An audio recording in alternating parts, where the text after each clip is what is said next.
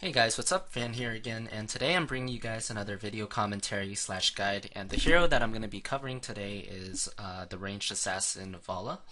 Now, prior to this patch, Valla was pretty much unanimously considered the, top ranged assassin by pretty much all the competitive teams in North America. She just really had everything a ranged assassin needed. She had great AoE damage. Her frost shot slowed people, which is great utility. She had, just a lot of escapes and survivability through frost shot. Her vault, blood for blood, bolt of the storm at 20. All of these things help her stay alive and continue dealing damage.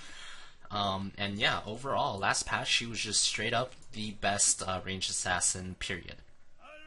Always first picked whenever possible, right? So this patch, they actually removed battle momentum at level 7, which was a very integral part of her multi-shot build, and I imagine a lot of people are wondering where Valla places in this current patch without that skill.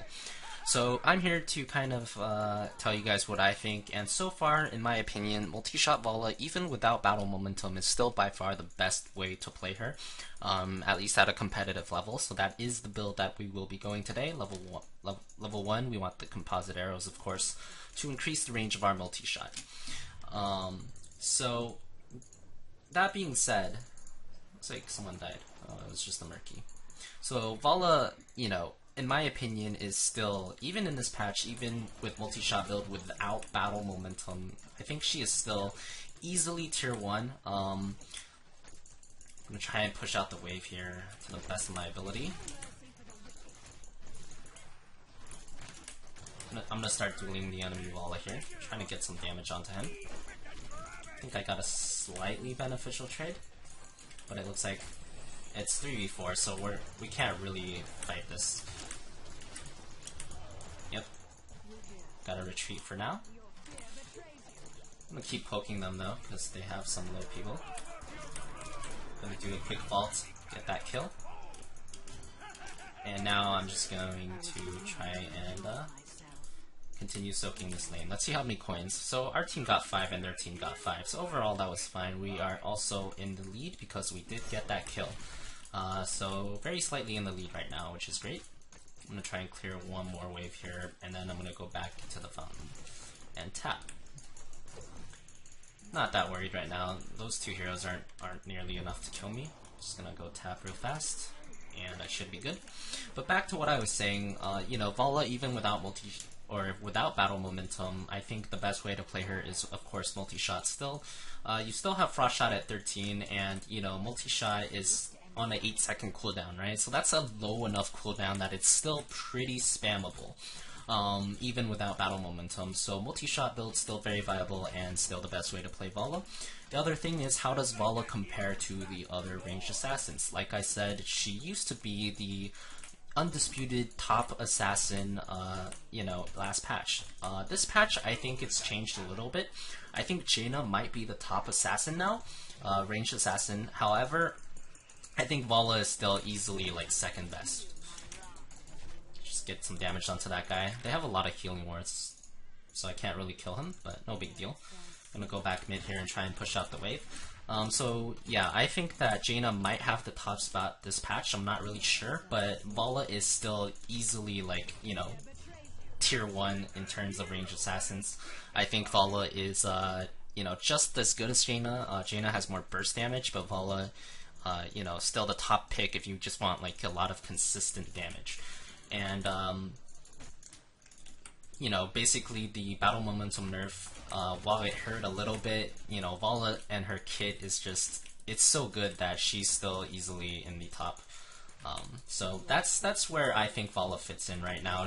She's still very, very good, so those of you that play her don't need to be too worried. And I'm gonna be talking a little bit about what talents, that guy's standing on the healing ward so I can't click it. It's a pretty good strategy. And I'm going to be talking about, a little bit about what talents you want to take at 7. So far, there's no complete consensus yet. There's 2 skills that are taken most of the time right now, and those skills are Vault, refreshing your arrow, and searing attacks. So both of those are taken by a lot of pros right now. Once again, no no complete consensus on which one is better, but I will tell you guys my thoughts in a little bit when we hit 7 here. For now, I'm just going to continue clearing the wave here. Just going to hit him a little bit, multi-shot a little bit, and wait till we get 7. I'm going to start working on the towers. This tower is out of ammo, so... Alright, so now we're level 7 and we get to see the level 7 tier. Without battle momentum, you know, I've seen people take all of these. The one thing I don't think is good is Hot Pursuit. You know, the movement speed bonus increases from 10% to 20%, so it's a 10% bonus in movement speed only if you have 10 stacks of hatred, right? And I think that's pretty bad. You know, 10% movement speed is not a lot. Valla is a hero that doesn't really need more movement speed. She's already versatile and fast enough as it is. So yeah, I think Hot Pursuit is easily the worst out of all of them. The two that pros usually get are either, once again, repeating arrows or searing attacks. And the one that I prefer playing is repeating arrows. And I'll explain why. Looks like my teammates are like really fighting for the bottom chest there. I don't really want to leave this lane because I'm the only one here, so I need to soak the experience, so I will be trying my best to push this down. And... okay, so this Valla just vaulted. It's a pretty easy kill there. Kill a Murky as well. I'm lagging a little bit here, unfortunately, but overall no big deal. Push this wall down real fast here as well. And I'm gonna kill the wall. I always try and kill the enemy wall whenever possible because it's a huge amount of, you know, it makes a huge difference and it's really easy to kill. So whenever you can, definitely make sure to aim that down. Alright, I just have to dodge the stun here and it should be no problem. Yep. Gonna continue pressuring. Okay, 3 people here, I have to back out. Pushed it pretty far. Just gonna tap again here. And now I'm gonna try and explain. So repeating arrow, you can see Hungering Arrow right now does 200 damage at the first hit, and each additional hit does 100 damage, right? So this does up to 400 damage to a target. Searing attacks increases your base attack damage by 50%. My base attack damage right now is exactly 100, so 50% of that is 50, right? So even if we assume I only hit the first shot of Hungering Arrow from the Vault refresh, that's 200 damage. That's 4 hits of Searing Attack that I have to get off in order to match the amount of damage, right?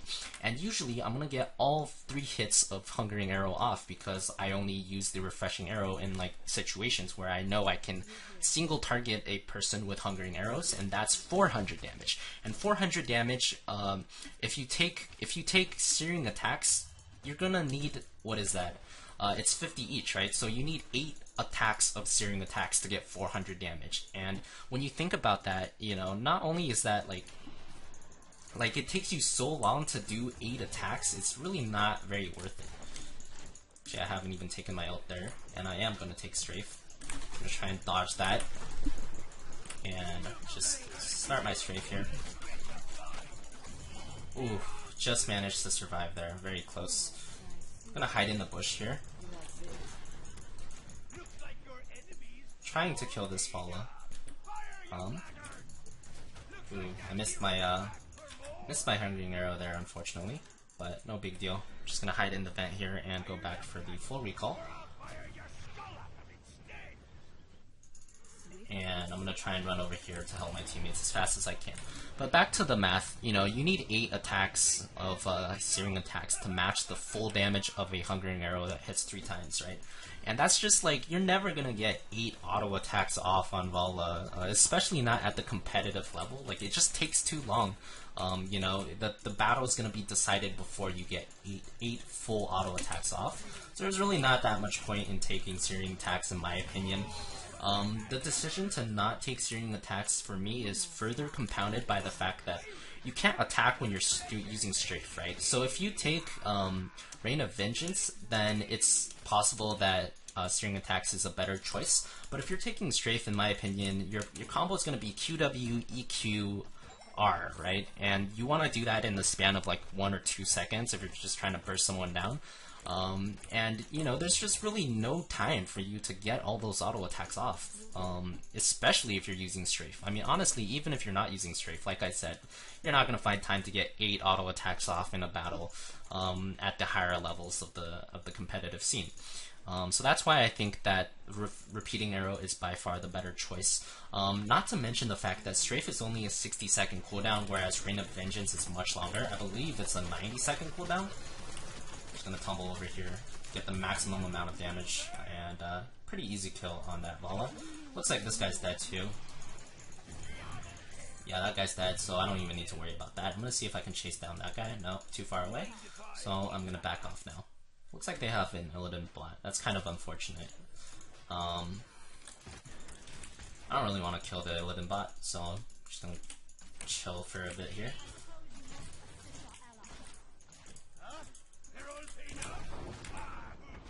They just managed to get our fort there, unfortunately, but not that big of a deal.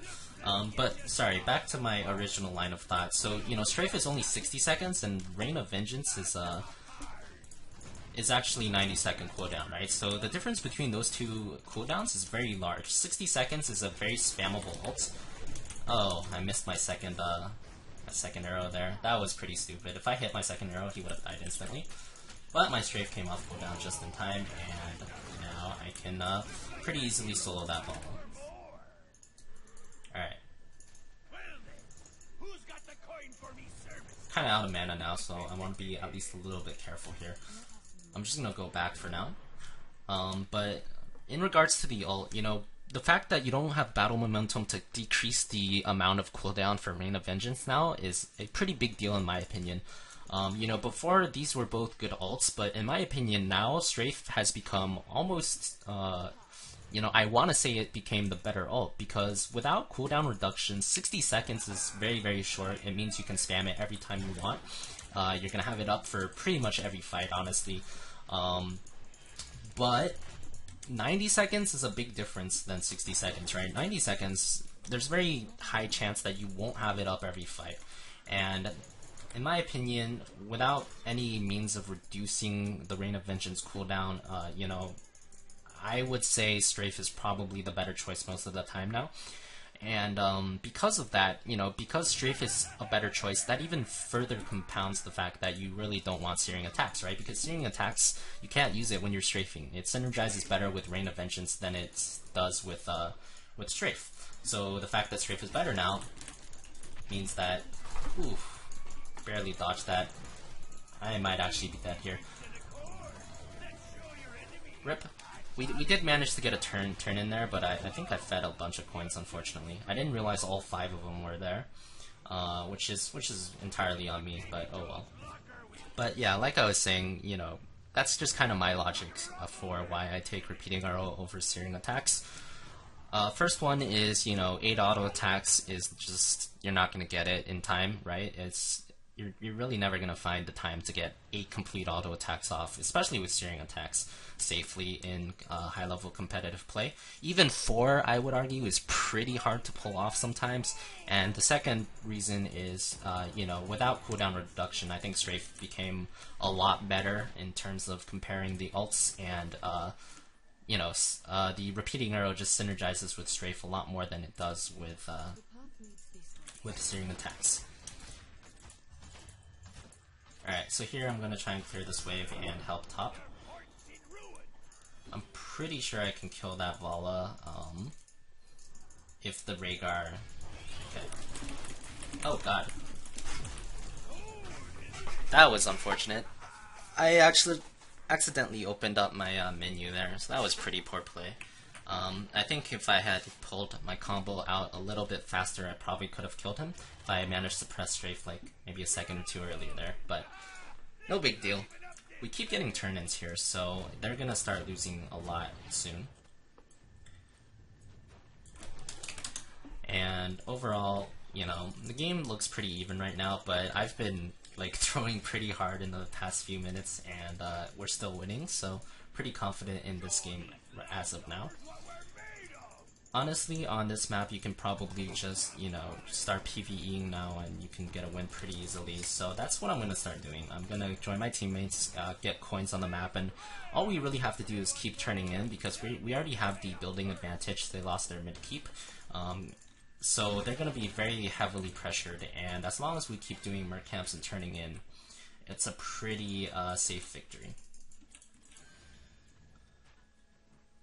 Alright, so I can't really do this easily by myself, so I'm not going to. Instead, I'm going to push out this lane, try and get some more map pressure for our team, and also look for any potential kills. I know I have 5 people in the top to mid lane, so we have a lot of backup here, and if a fight breaks out, I think we'll be pretty ready, so just waiting for now. Gonna kill the murky thing. Still have control of the watchtower, which means the enemy has to be pretty careful when they approach the watchtower. We have vision advantage, of course, and yeah. Right now, all we have to do is chill and continue getting coins and whatnot, so that's what I'll be doing here. Oh, looks like a fight's breaking out. I'm gonna try and get to him. I'm gonna flash out this guy, tumble, because I'm not the one being focused, so I just wanted that refreshing arrow up again. I'm gonna blood for blood that guy, kill him, and yeah. It's a pretty complete victory now that we grouped up for that team fight. Very easy win, and honestly, in these cases, we can just end it through mid. So I'm just gonna call for the core push here. But basically, my objective of making this video is just to kind of show you guys the new build on Valla and what I think her place is in the meta right now. And you guys can see this is pretty much the full build. It's basically identical to the old one, except at level 7 you get repeating arrow instead of the battle momentum, which was taken away. And of course, level 20, most likely you're gonna get Bolt of the Storm. It's just by far the best ult at level 20 for Valla, in my opinion. Don't really care if I die here, because we have a bunch of katas, and that's the end of the game. And yeah, that's about all. Falstad actually had higher damage than I did, but you can see that Valla's damage is still pretty up there. If I didn't feed like 2 times in the mid game, I probably would have topped damage charts here as well. So yeah, once again, Valla, very, very good hero still. Tier 1, definitely. I think Jaina is the only hero that might be better than her. But other than that, build is still the same. Multi-shot Valla is still the best. And, in my opinion, Refreshing Arrow is the best skill at 7 to take now. But pros, I have seen pros go Searing Arrows, and it just doesn't make that much sense to me, which I explained in the video, hopefully pretty thoroughly. But that's it for now, guys. Thanks for watching. I'm going to have more videos coming later. Haven't had much time lately, but I'll try and get more videos out. And make sure to subscribe to follow, all that Heroes content. So if you have any comments, please leave them in the section below. And other than that, that's it for today. Thanks for watching, guys, and until next time.